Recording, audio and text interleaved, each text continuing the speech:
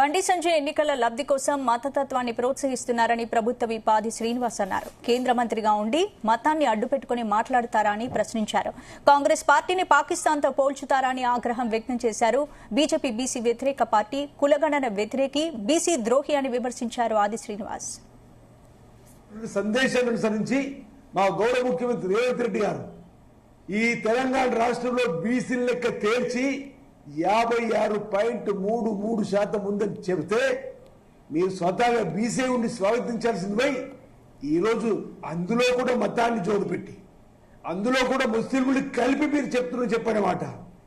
మీరు OBC reservation తీసుకొచ్చినప్పుడు కానీ, ఈబీసీ రిజర్వేషన్ తీసుకొచ్చినప్పుడు కానీ, గుజరాత్ లో మీరు కూడా బీసీలకు సంబంధించినటువంటి రిజర్వేషన్ పోల్చినప్పుడు కానీ, ఈరోజు ఓవైపు మహారాష్ట్రలో ఈ విధంగా మీరు చేసేదేమో ఒప్పు, మేము చేసేది తప్పన్నట్టుగా ప్రతి దాన్ని కోడిగుడ్డు మీద ఈకలు పెట్టే విధంగా మాట్లాడే విధానాన్ని మీ సందర్భంగా తప్పకూడదు.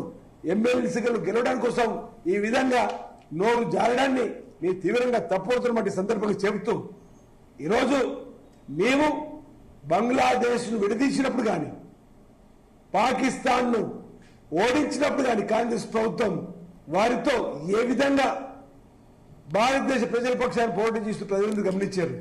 కానీ మీరు, మీ మోడీ గారు పాకిస్తాన్ వెళ్లి నవాబ్ షరీఫ్ గారి ఇంట్లో ప్రధానమంత్రి ఇంట్లో సేమియా తిని రాలే మా నాయకత్వం అన్నాడు.